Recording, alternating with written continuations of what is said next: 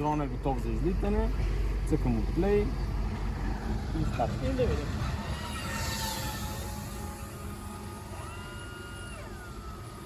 А той нарочно прилита около него?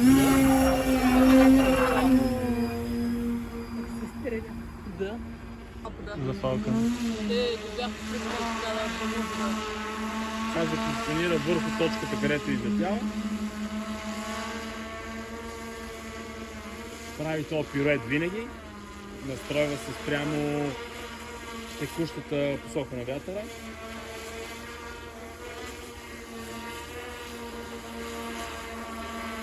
Малко като риба ската.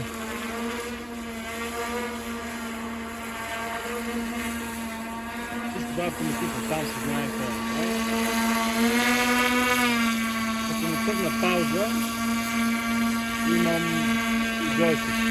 И сега на този джойстик мога да го върта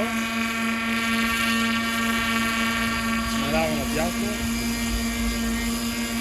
Мога да си го местя в тази посока. Мога да си го местя в тази посока. Да. Мога да си го преместя дясно. Тук стъпам надолу. Стъпам надолу.